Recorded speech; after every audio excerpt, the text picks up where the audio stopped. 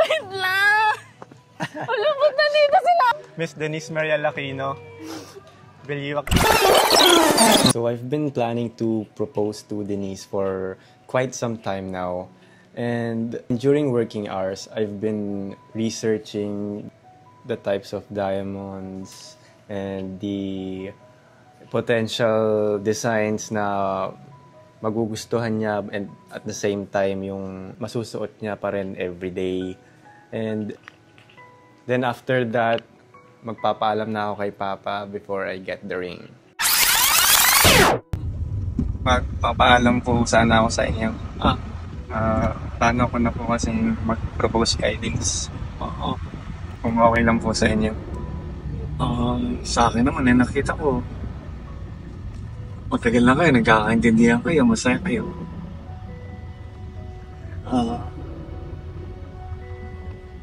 Sabihan mo lang ako kung ano yung suporta na kailangan. Patay na po. Nakita ko, nagkakasundo kayo. Nakikita ko kung paano nyo inalagaan yung isa't isa. Tsaka masaya kayo. Yun ang importante. Pangako ko naman po pa na hindi ko sasaktan si Denise. Alagaan ko po siya. Nakita ko naman napakabait mo sa kanya, maalaga. Yun ang importante. Kayong dalawa.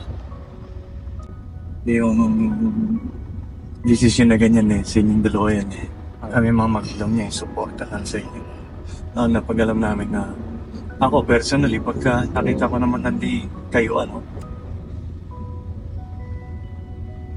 ako magsasabi, pag nakita ko wala akong nakita problema sa inyong dalawa. At thank you sa sinabi mo na halagaan mo siya. Thank you din po. Kapatanggal ko lang ng wisdom toothpaste, so medyo mahirap magsalita. So ayun, another day, another vlog. So ngayon pupunta tayo ng Alabang. We're gonna pick up the engagement ring, so let's go.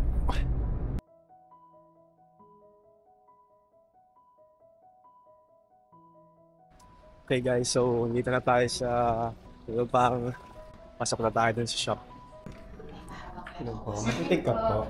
Yes po. For Gab Sarpamones. Pick up po. Apo.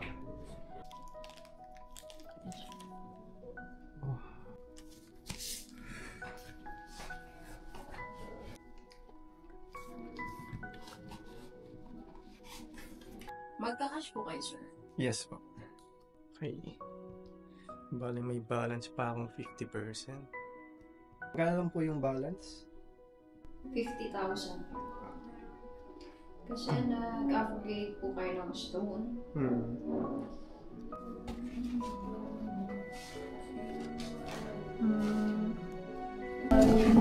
Ito dapat yung unang kukunin ko, 1 carat lang. Hindi.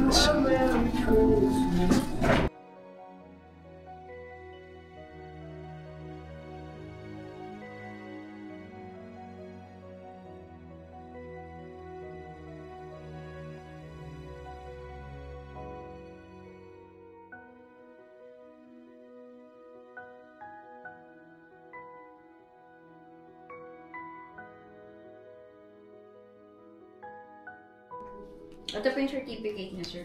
Ano natin po.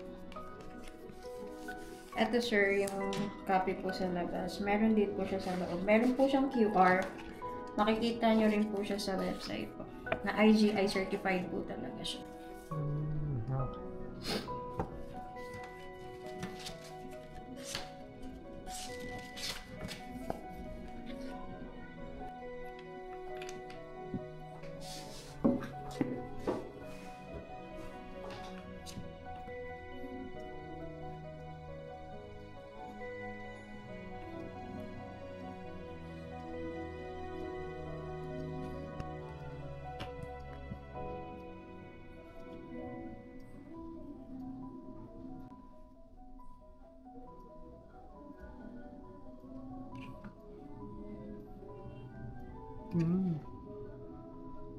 Check nyo, sir, yung certificate po if tama po.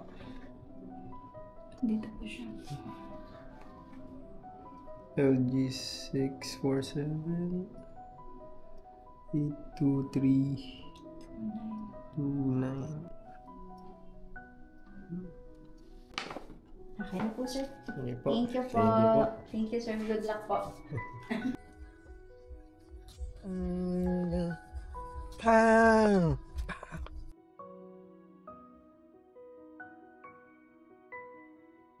Ayan. Hi then! Mga ilang hours na lang before your proposal. Ang hirap yung yung itago sa'yo the restraint that I needed to have. Kaya sa kanya ko nalang binubuhos. Yeah, our photographer for today's video. Yes. Kasi I know you want your photos and your videos Yes. and your vlog. Yeah, and I'm currently drawing to your grand proposal. Yeah, magpapump pa kami ng balloon, magbo-blow ba? Hi then! We're currently blowing up your balloons. Marry me? Silibay pala! Ate.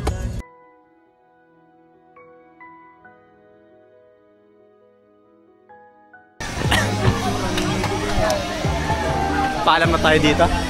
Tara. Ito sa, hangin. Hello guys! So that's it for our vlog, for our anniversary vlog. So yun, napansin nyo, 3 rides lang yung pinuntahan namin kasi yung iba ayaw na rin namin. And hahabol kami sa traffic ng SLEX. Kaya uwi na kami guys. Bye-bye guys. Bye-bye! Thanks for watching. Hi guys! Guys. So, we're It's a prank. Nasa kami? Homegrown coffee type of shit. Coffee luwak? Something like that. Joke. Hindi, marirefund daw pag kumain ka. Hindi ko na eh. Ha? Magkakape nga. Aray? Come true. Guys, All I want for Christmas. parang hindi siya nakakapit na.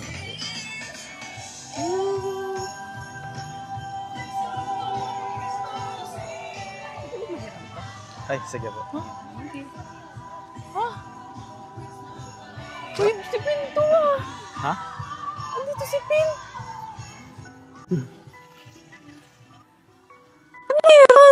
Ha? Nagpapa-video lang tayo. Si Pin yan, kilala ko yan. Sira ulo ka! Saan tayo? Wait lang, wala tang daan dito.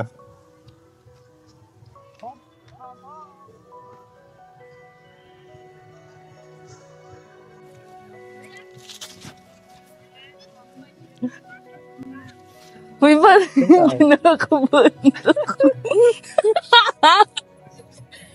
Sige, wag ka lang umakyat.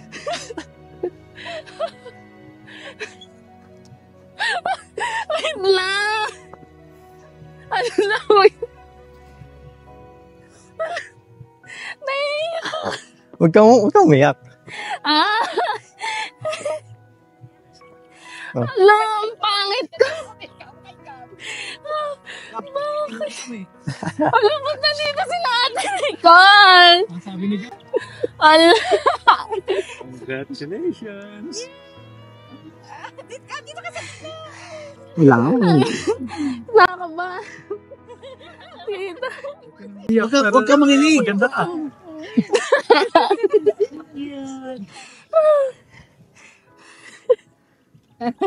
Sige.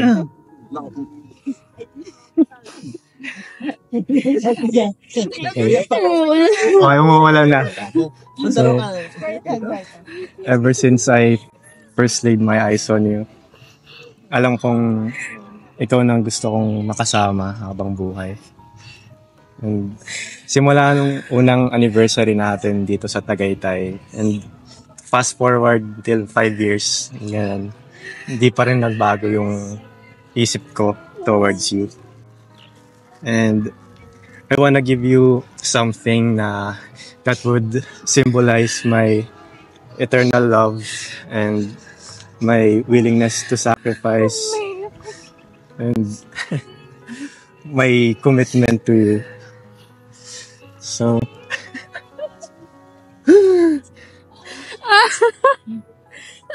Ay, no. Ano? Miss Denise Maria Aquino, will you accept this ring? Ano, ang ganda. Take my last name and stay with me forever. Well, hindi ko, ba't pala ni-ready mo ako?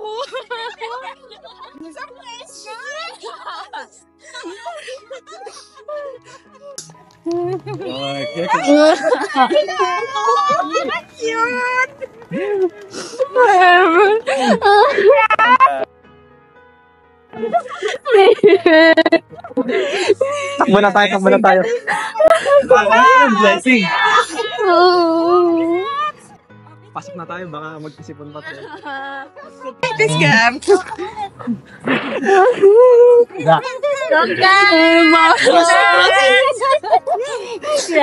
thank you po. Congrats, Gab. Thank you po. God bless. Yeah, congrats.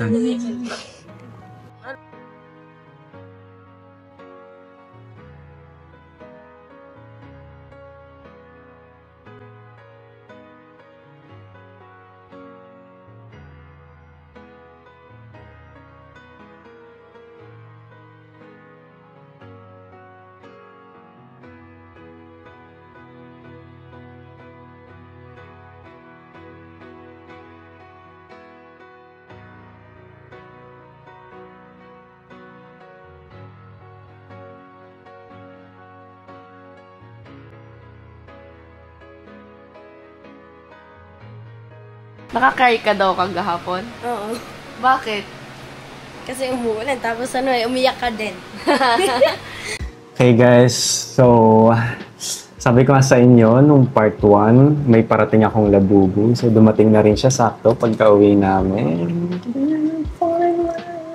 Shoutout sa plug ko sa Lazada. Okay guys, so nakauwi na rin tayo sa wakas. Now, mission success. Saya ka ba? Yeah, sobrang. Okay. Cheers tayo. Cheers. So, ano masasabi mo? I was so shocked talaga, guys, as in, knowing me, alam ko naman na mahirap ako. Ako yung taong mahirap ma-surprise. And I didn't even expect Gab to propose yung araw na to. And yung thought pa lang din na hindi siya makapagtago sa akin ng maayos. Yung parang hindi ako yung tao na natataguan talaga. Yung mabilis ko siya mahuhuli, ganun. Pero ito, sobrang galing talaga. And also, syempre, sobrang thankful ako. Yun lang yung nararamdaman ko talaga. Sobrang blessed ko to have Gab. And my family din, syempre, as well. Family and friends. Sobrang thankful ako. Sobrang blessed ako. Sobrang gulat talaga ako. Kung nakita nyo dyan sa video, before this one, sobrang gulat ko talaga and wala na akong ibang magawa kundi iyak lang ako ng iyak kasi never ko talagang in-expect, hindi ko talaga in-expect yun. You guys are very curious sa pinakamalupit na ring ni Denise. So, here's the paper bag. So, I got the ring from Viera Jewelry. So, shout out to Viera Jewelry. Sobrang thank you. And to Miss Christine also, shout out talaga. Thank you sa pag-entertain ng mga requests ko. Alam ko medyo naging makulit ako and daming back and forth na daming palit-palit na design. So, guys, if plano nyong bumili sa kanila, so I've researched a lot of known jewelry brands here in the Philippines and sila yung pinaka okay for me since sila direct manufacturer din ng mga jewelry. Di sila tulad ng ibang kilalang jewelry shop na ina-outsource lang yung paggawa ng ring tapos pinapatungan lang nila ng mas mahal.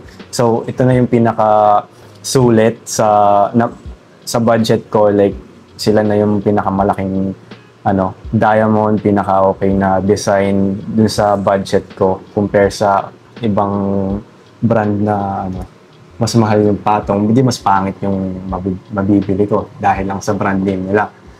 So ito yung nakita nyo sa video. Itong box na to, in-order ko lang sa Lazada. Lazada. Diba? So sa mga mga hindi nakaabot sa 12/12, we have our upcoming end of month sulit sweldo sale and the 1/1 campaign. Okay, ito yung original box. Oh, ang ganda niya. And it's velvet ba tawag dyan? I don't know. Sadyang parang ilang years ago na sabi lang ni Den na pangarap niya yung box daw may ilaw pang ganyan. But sadly, a lot of jewelry shops don't have that. So, yan siya. So if you guys are very curious, this is a real diamond. We have here the certificate, so by IGI. Okay, so it's a round brilliant cut, which is the most expensive cut sa lahat ng diamond shapes out there. This is a 2.01 karat F color grade and VS1 clarity with the cut grade of excellent. Ito ang pinaka-iingatan ni Denise na she should take care of this with her life. Okay? Kasi ito ang patunay na totoong diamond yung sinusuot niya. Kasi baka may magsabi, kaya matayin, baka pet lang ng baso yan. Hindi. So, ayan, chami! Umorder ako sa kanila ng ring. It takes a month kasi it's custom made, tapos yung design kasi ikaw talaga bahala eh. So yung mga display nila sa store nila, kumbaga I just combined yung mga concepts na meron sila. Okay, so kung makikita nyo yung mismong prongs, it's a tulip design, and sa taas it's a claw prong, di siya yung circular lang na prong na boring. And 6 prong siya, so very secure. Okay, so instead na the traditional ring, meron siya paakyat, which is called the cathedral, para extra support siya kapag yung mga diamond is malaki and naka-elevate siya sa ring. Slower chances na maputol yung dito sa gitna ng pinaka sobrang liit lang. This is not silver, guys, this is white gold. So syempre tataka kayo, magkano kaya yung ginastos ko? Hindi ko sasabihin kung magkano. Pero, so there's an old saying na an engagement ring should be worth 3 months salary ng lalaki. So, sumunod na lang ako around that concept. Ang ganda rin nung concept kasi regardless of your sahod, kahit malaki man sahod mo, maliit sahod mo, the fact na yung lalaki nag-ipon ng worth 3 months salary niya, which is hindi naman kayang ipunin nyo na 3 months lang. Siyempre, you have expenses. So, usually, mga 20% lang naman yung naiipon ng isang lalaki. So, most probably, kung gusto niyang makaipon talaga, cost cutting siya and lahat ng unnecessary things. O talagang sinigurado kung hindi ako late, para hindi ako mag-angkas, di na ako magdadala ng kotse. Nag-commute talaga ako everyday for months. And pagkagutom ako sa office, hindi ako ma-order ng iba. Like, alam na mga ka-office mate ko yan, lagi silang bumibili ng breakfast or ng snack sa afternoon, nagpapagrab sila. Talagang hindi nila ako maaya-aya. Talagang matibay yung loob ko. Following the 3-month salary rule is, kumbaga, it gives purpose naman dun sa ring na talagang sinisimbolize niya yung willingness to sacrifice ng lalaki and yung commitment niya sa pag-ipon, syempre. And syempre, kung kaya mo mag-sacrifice, kaya mo maging committed ng ganun, edi totoong mahal mo siya, di ba? Buo yung loob ko na gusto kong mag-propose kay Denise. Sana tuwing nakikita mo yung sing-sing mo, titignan mo yung kamay mo, naaalala mo yung sacrifice ko. Yeah. Ano masabi ko sa Tagaytay? This symbolizes my eternal love, my my willingness to sacrifice and my full commitment, ganyan. At saka syempre kung binigay mo na lahat yun, hindi ka pa ba magiging loyal? Syempre loyalty din. Unang-una sa lahat, sobrang thank you kay Papa for supporting me, especially ito sa plano ko to surprise her. And syempre sa mga tito-tita niya, sa mga pinsan niya for giving us time na pupuntahan kami and witness our very special moment. Also to our friends, kay Margot, for helping me plan everything and making sure tama yung mga steps na pinagagawa ko. And also sa lahat ng tropa ko, thank you guys. For the support, helping me sa kanya-kanyang unique ways. Thank you po everyone. Si Papa for being so ever supportive. Hindi lang sa akin, kundi pati sa taong mahal ko, kundi si Gab. Thank you sa pagpayag pa. And also, kay ate ko na nasa Canada, ayun, I miss you ate. And thank you din kasi alam ko nagpaalam rin naman si Gab sa iyo. Sa mga kamag-anak ko na pumunta sa mismong engagement party ko, Tito Nilo, Tita Agnes, Ate Nicole, sobrang thank you po sa pagpunta and for making time kahit na malayo yung lugar po. And syempre, yung oras din po, yun talaga. Sobrang thank you po. And to my friends, si Margot, sobrang thank you, bebe. As in, nakwento sa akin ni Gab kung paano ka naging sobrang big part nitong engagement proposal, and I am so happy and I am so grateful for that, and I love you so much for that.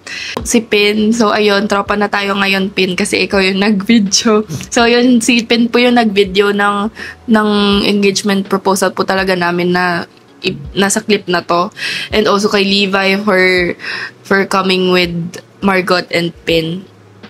Sobrang thank you, bebe, for everything that you do. For always trying to give me the best na makakaya mo. I know this past few months have been super rough for you. And babawi na lang tayo. Bibilan niya ako ng Toyota 86. Or Healing. kahit Civic lang, kahit pang start lang. This past few months, hindi talaga perfect yung naging relationship namin kasi may mga sitwasyon at may mga bagay na sumubok talaga sa relasyon namin. And it made me want to think kung worth it pa ba lahat to. Honestly speaking, sobrang mahal na mahal ko si Gab, pero some situations these past few months, hanggang medyo nahirapan ako doon harapin lahat. Pero with Gab na nasa tabi ko and also my family by my side, ko yung problema. I am super thankful. Sobrang salamat sa inyo, and alam ko kung gaano nyo ako kamahal, and just know that I always also so love you guys so much. One last question for Gab. I really wanted to ask this. Why did you propose to me, and what made you think that it's the right time to do so? Kasi some people will ask you that question as well. Naisip ko nga, if not now, when? Ako lang gusto ko i-lock in. Like, it doesn't mean naman magpapakasal na kagad tayo and have kids. I mean, kung magkaroon edi goods, pero like okay naman na sa akin mag-settle down eh. Sigurado naman ako sa'yo. Para lang peace of mind na rin. Parang ba't mo papatagalin pa? Ako parang, at ngayon kasi I'm in a safe spot. Like, ngayon alam ko may trabaho ako. At least ngayon habang secure ako, bigay ko na lahat. Sigurado naman ako sa'yo, matagal na. So, ba't ko papatagalin? Sobrang alam kong mahal ako ni Gab, kaya ako umoo, and simula nung nakita ko kung gaano siya mag-alaga, magmahal sa akin, alam ko na agad na kahit hindi ka pa nagtatanong, yes na agad. Thank you guys for watching, and yeah, I'm so excited to enter this journey with Gab, and I hope all of you are happy for us as well. Yeah. Yes, thank you guys. So, peace out and keep moving forward. Grabe! Okay, basa na tayong lahat. Kailangan ko i-vlog to. Tinatry. Deleted na.